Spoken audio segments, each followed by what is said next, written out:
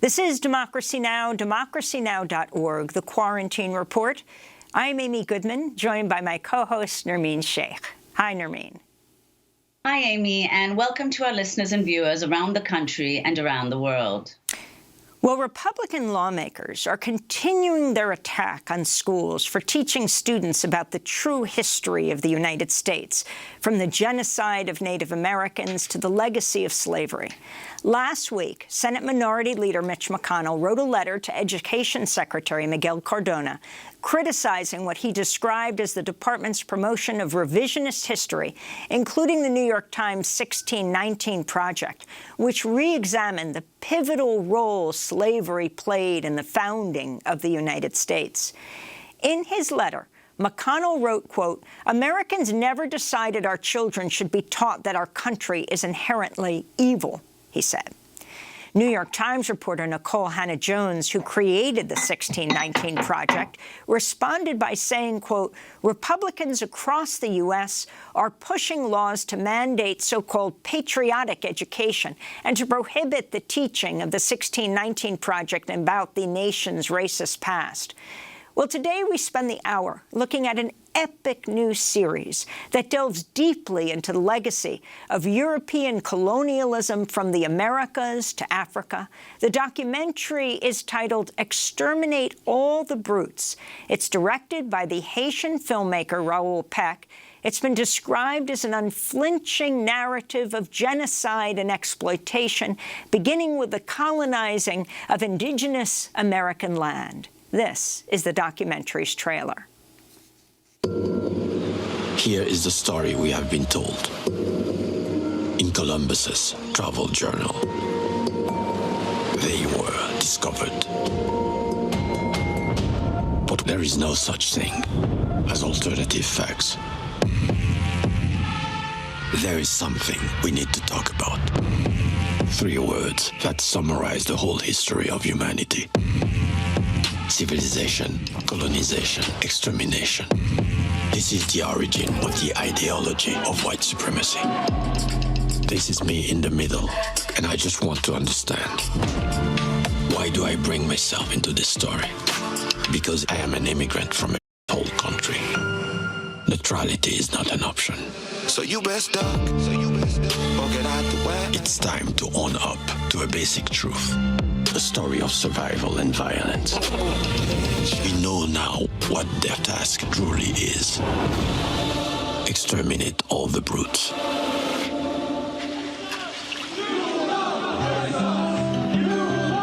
It's not knowledge we lack. You already know enough. What is missing is the courage to understand what we know. We're miles apart, Who are we? but safe in dreams. What if, from the beginning, the story was told the wrong way? Shine your light. The nightmare is buried deep in our consciousness, so deep that we do not recognize it. And over the centuries, we lost all bearings. Because the past has a future we never expect. That's the trailer for the HBO documentary series Exterminate All the Brutes, which is available on HBO and HBO Max. Time magazine said the series, quote, "may well be the most politically radical and intellectually challenging work of nonfiction ever made for television." We're joined by the Oscar-nominated Raoul Peck, who joins us from France. He was born in Haiti, grew up in the Democratic Republic of the Congo after his parents fled the Duvalier dictatorship. His past films include I Am Not Your Negro, about James Baldwin, Lumumba, about the Congolese Prime Minister, the founding leader of Congo, Patrice Lumumba, and the young Karl Marx. Raoul Peck, it's great to have you back on Democracy Now! This is an epic masterpiece, this 4 one-hour documentary series. Can you talk about how you went from I Am Not Your Negro, which was the story of James Baldwin to creating this masterpiece?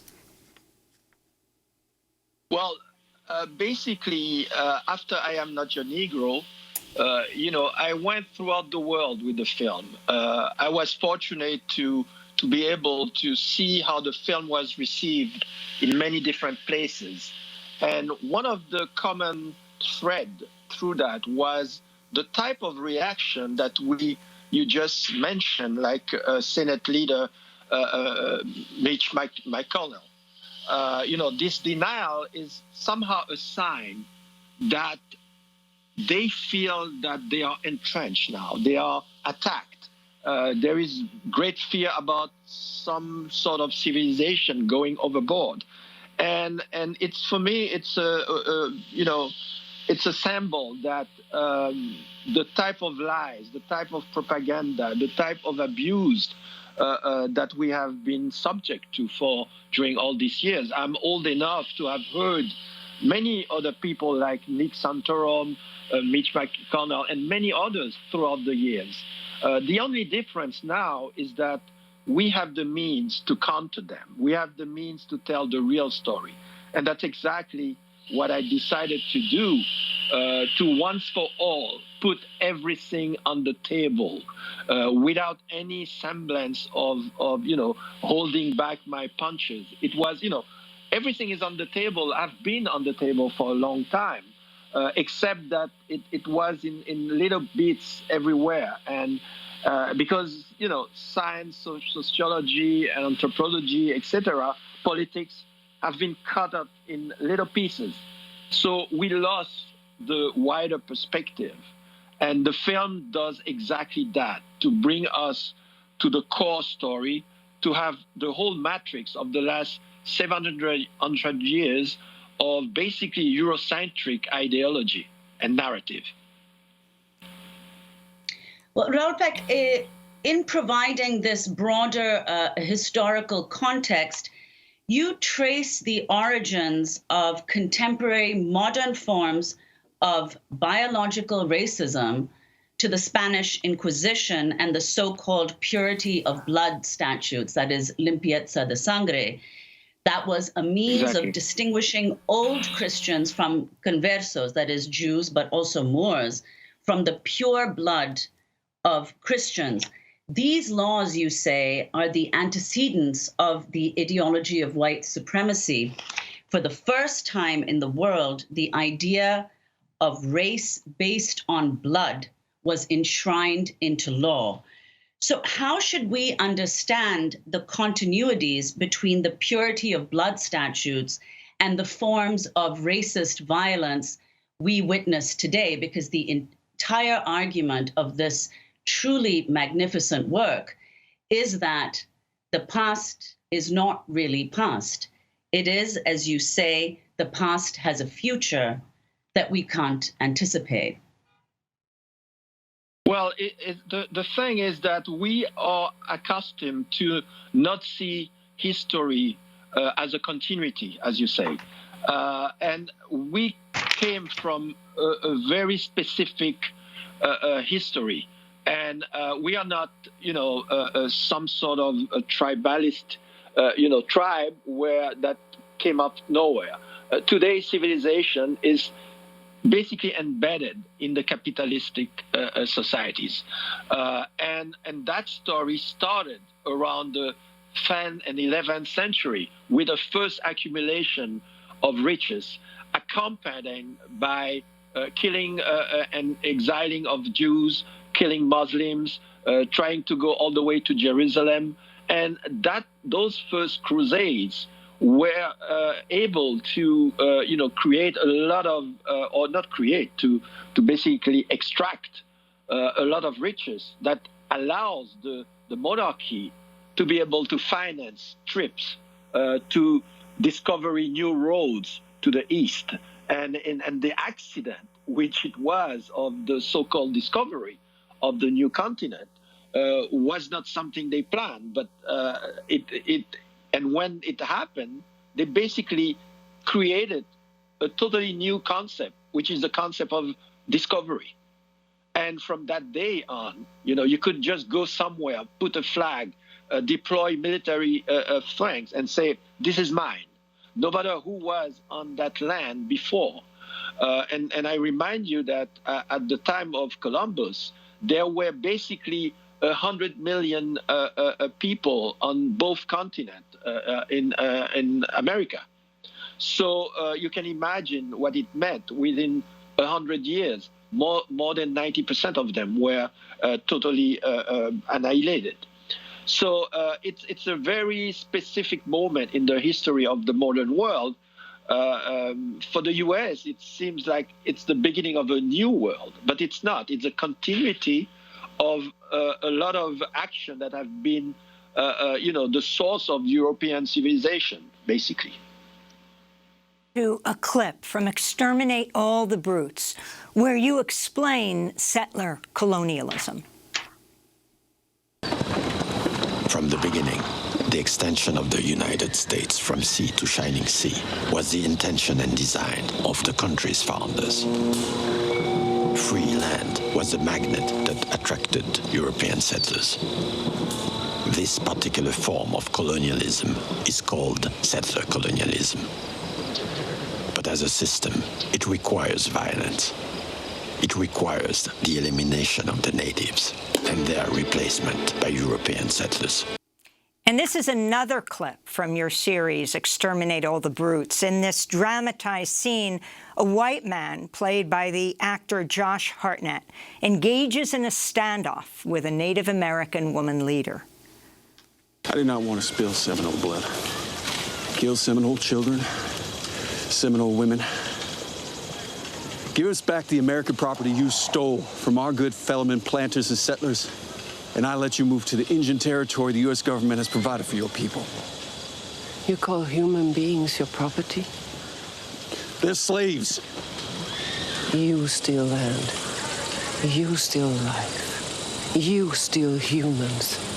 What kind of species are you? So we were listening to Abby Osceola, or the woman who plays her, of the Seminole Nation. You say her story goes deep into the history of this continent. Talk about who she is and why you choose to center her and the Seminole Nation in the first part of your series, including their solidarity with enslaved Africans. Well, the whole vision of the film is based in changing totally the point of view of who is telling the story. And in particular, because this story not only center from Europe, but also center in the bottom or in the middle of the United States of America, I had to start the film from that particular point of view of this woman who is the head of her tribe, of her nation. And basically, the Seminole have been one of the rare tribes who were never really, who did not really obey to the enforcement of leaving their territories. And they were called the invisible tribe for a reason. So it was important for me to start it from a point of resistance, from a point of an individual, of a woman, and watching this invader basically telling her to leave her land and to deliver the slaves that were, of course, that's a story that is not really well known, that a lot of slaves who escaped were welcomed by Seminoles and other tribes. And I wanted to start with that symbolic moment of resistance and also of solidarity, and from there deploy the whole rest of the story. Well, Raoul, that is in one of the forms of continuity that you point to. The story of Native Americans is absolutely critical. And the erasure of this genocidal history, in particular in the United States, is evidenced, as you show, in the perverse use of Native American names and designations for military weapons, from Black Hawk to Apache, as well as military operations, the most recent and proximate of which was the May 2011 operation named Geronimo to assassinate Osama bin Laden. So could you talk a little bit more about that, the way in which Native American history has been distorted, if not entirely erased, and the uses to which it's been put in contemporary U.S. Politics?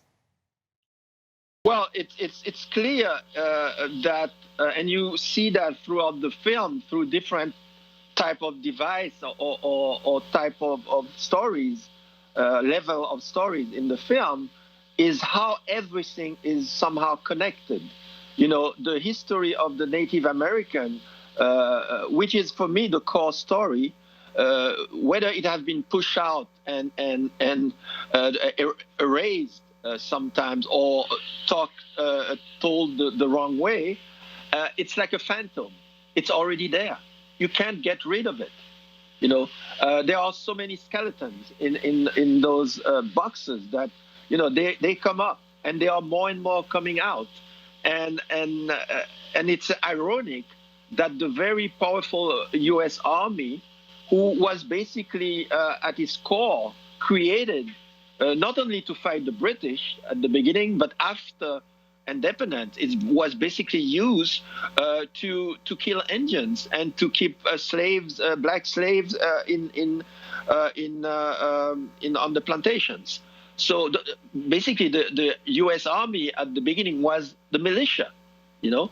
So this story continue. You know, it's basically a story of 200 years, which is in the whole history of humankind is nothing. So as long as you can try to repress that story, but it's coming out there. You know, as long as there will be Native American or there will be blacks alive, they will continue to tell that story. There is no escape from it. And that's why what I was saying at the beginning, you know, when you see people like Rick Santorum saying that, well, when we came, there was nobody on this land. What did you do with the 100 million people? You have to explain that. So it's really, it becomes more and more absurd that Republican leadership at that level are capable of such ignorance. You know, it's mind-breaking. You know, so it's for me, it's just the logic of the whole story, and that's what we try to explain and to tell in this story of Exterminate All the Brutes. And I really, my objective is really to make sure that that kind of ignorance cannot be voiced anymore. Raoul, another possible form of repression, another idea that has been repressed, is something that Sven Lindqvist, in his extraordinary book, Exterminate All the Brutes, from which your film substantially draws. He shows how closely intertwined the idea of progress is with racism and even genocide. And in the film, you explain Darwin's central, if unintended, role in providing scientific validation for racial prejudice and hierarchies with his notion of natural selection, saying, in fact, that genocide came to be regarded as the inevitable byproduct of progress. You show in the film as well the iconic late 19th century painting by John Gast titled American Progress. But of course, this idea of progress remains central to the way in which global society and American society are organized. What alternatives do you see to this ideology, and where do you see it, if at all, taking shape? Well, it's a very complicated question to answer, and I don't really go by that way in assessing what the future will be or what are the solutions. I think any solution will first have to start with the real story. You know, we need to sit down around the same table and you know, agree on the diagnostic. We have to agree on the genocide. We have to agree in the whole line of history that's been going on for more than 700 years. Otherwise, there is no conversation possible. So I am not, and we are not, if I can speak for many others, it's not about, revenge. It's not about, it's about, let's see the world as it is, and let's name, all the things that happened and had bring us to what the world is today. That's what it is about. It's not about, your showing how culprit you are or not. It's about acknowledging the past and the present, because they are strongly connected. So for me, is the same thing as democracy. As long as we accept democracy as our mode of communication, if we want to come out of that situation, it's implied that we have to sit down and have a real conversation, an honest conversation. But unfortunately, we see that the dominant narrative is not ready for that. They are totally the back on the wall and can't let go of their huge inequality that is actually in those last 30, 40 years that have never been as extreme as it is. And it's people, the January 6th is also another sign of a democracy which is in dire situation, that this country which had been seen as the forefront of democracy and justice, was able to attack the very center of that democracy. So the confusion is just huge, and it's difficult for me to acknowledge any type of solution. I think the solution should come from us, from all of us, and a collective decision. That's what the only vision I can have. I want to go to another clip from the second episode in the series, where Raoul Peck, he is the narrator of this series, explains what happened after Columbus arrived in what is now Haiti, where Raoul Peck was born. Instead of the bustling ports of the East Indies, Columbus came upon a tropical paradise populated by the Taino people, what is now Haiti. Then, from the Iberian Peninsula, came merchants, mercenaries, criminals, and peasants. They seized the land and property of indigenous peoples and declared the territories to be extensions of the Spanish and Portuguese states. These acts were confirmed by the monarchies and endorsed by the papal authority of the Roman Catholic Church. That's more or less the official story. And through that official story, a new vision of the world was created. The doctrine of discovery. That's a clip from Exterminate All the Brutes, the 18th century known as the Age of Revolutions. But we often associate this time with the American Revolution or the French Revolution, not the Haitian Revolution, which was led by black slaves, the first country in the Western Hemisphere to be born of a slave uprising.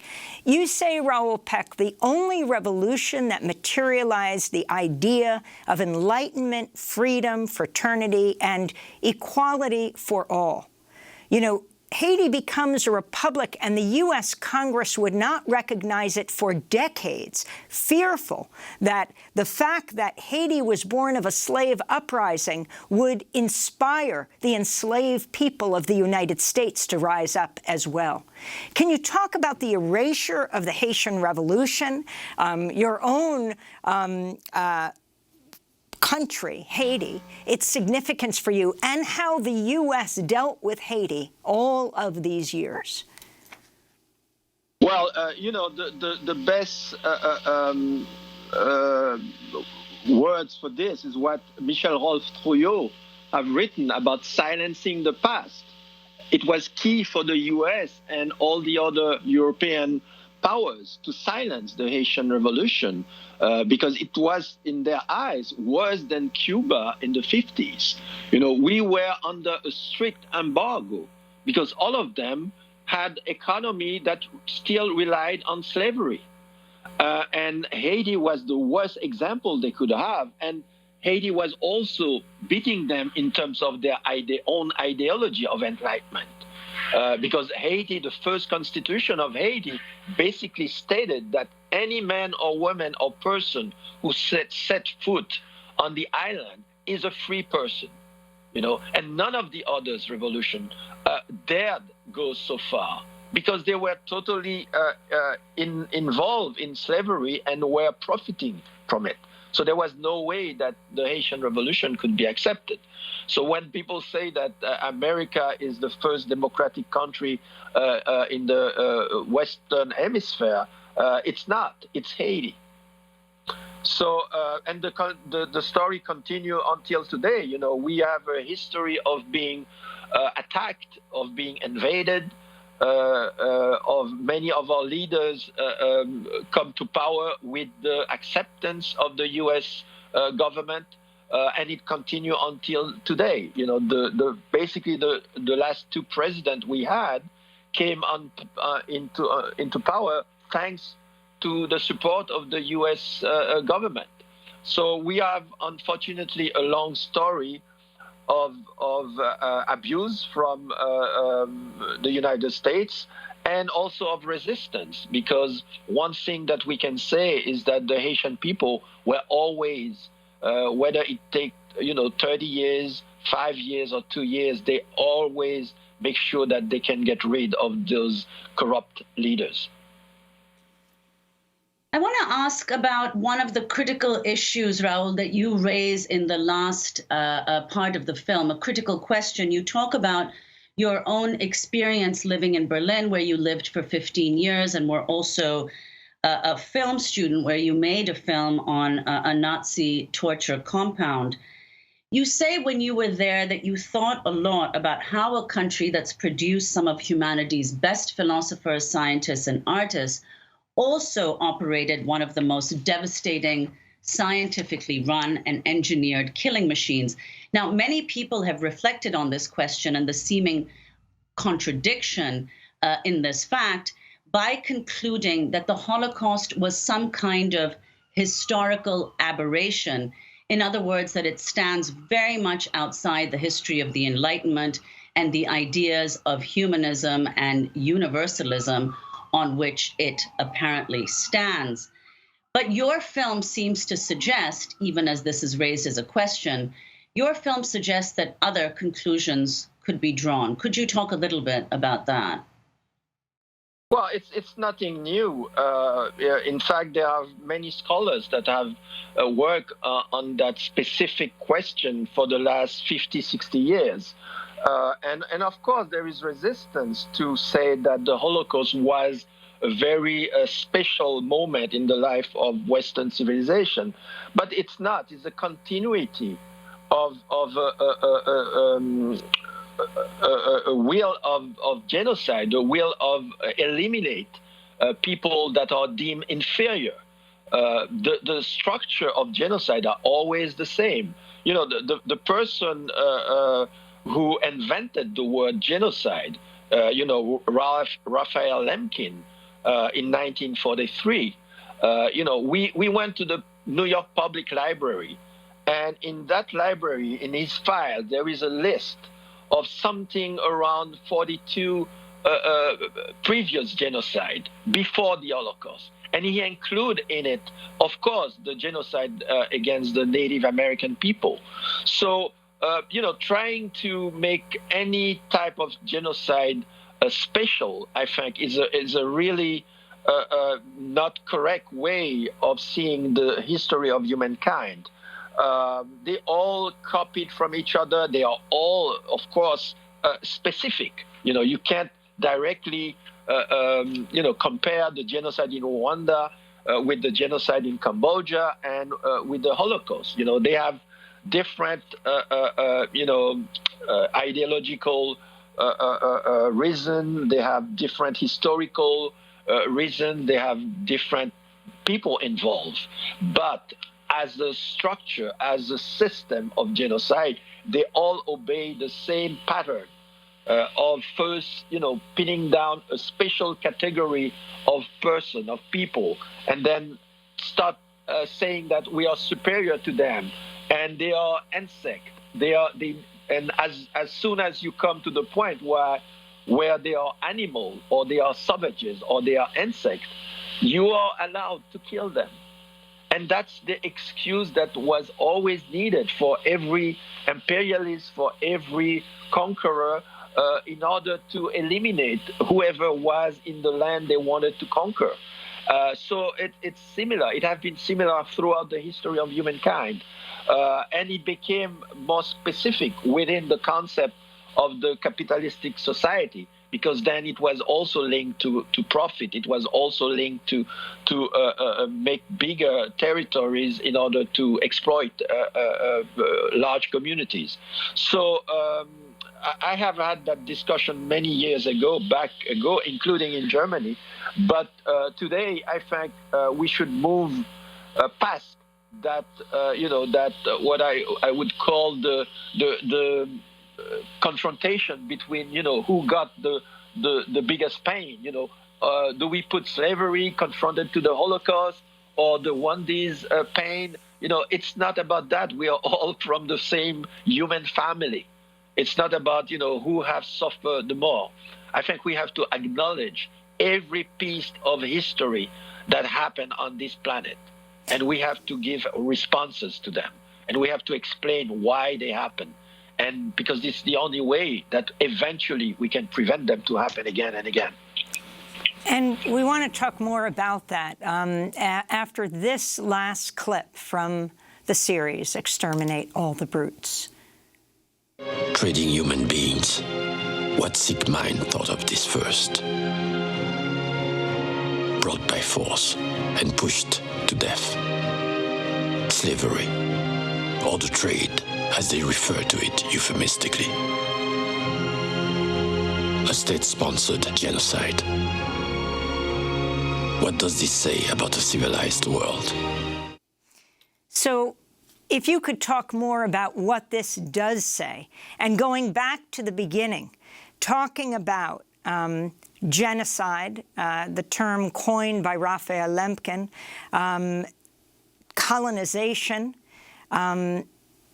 as well as civilization, and how you find hope today in the discussions if this is all acknowledged, though you're saying just acknowledging this is not enough. Yes, of course, but acknowledging it's a big step. And that's what I wanted to say before, is that, even for me as a filmmaker, telling that story, it took a lot of thinking in order to tell a story where for the first time you tell the story of the genocide of Native Americans, and then you tell the story of slavery, and then you tell also the one of the major extermination story, which is the Holocaust. And for the first time, I think, at least on film, you can see the connections between them. And for me, it's a huge step. It's taking all those atrocities in a different context. And for me, it can only be the beginning of a wider conversation. Instead of each part keeping their own malheur, they're keeping their own death, their own pain, and sometimes being used against each other, and that's a device that has been used for many, many years. And for me, the film is also a step to break that separate narrative. There is not many different stories. There is one historical knowledge, and we need to access it. And to your question, and that's the leitmotif in the series. We already know enough. The problem is, what do we do with that knowledge? and because everything I say in the film, everything that Sven Lindqvist tells the story about, or Michel Rolf Trouillot, or Roxane Domba-Ortiz, those are fact. Those are highly competent scholars who spend their life documenting the horror, and my use of their work with them was exactly that, to force the conversation to a more sovereign type of discussion, and to push aside the blurring of history, push aside the ignorance that still reign in the discussion. And I'm not going to name them again, the two politicians I named, but I think population are more and more interested in learning where they come from. And there is a reason why everybody now wants to have their DNA analyzed, because there is some sort of feeling of connection, and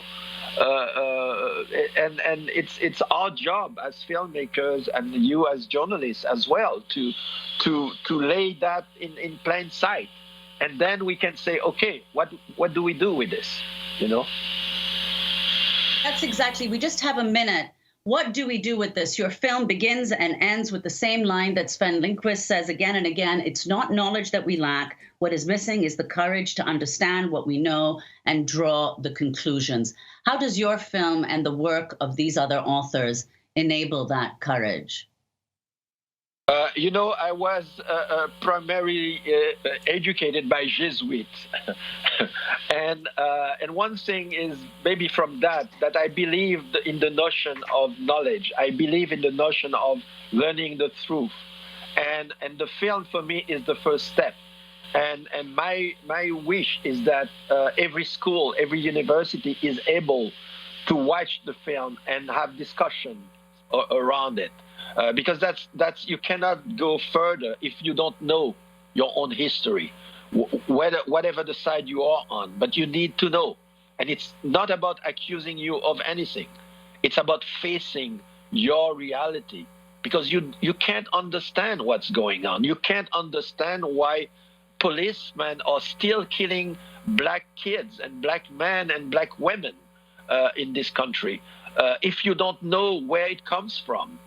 And it's unfortunate, as we are in a time where we have huge instrument for communication, a huge instrument to learn, for learning. You can go on the internet and learn about everything, but we lack a very condensed matrix of those histories that are we have been built by.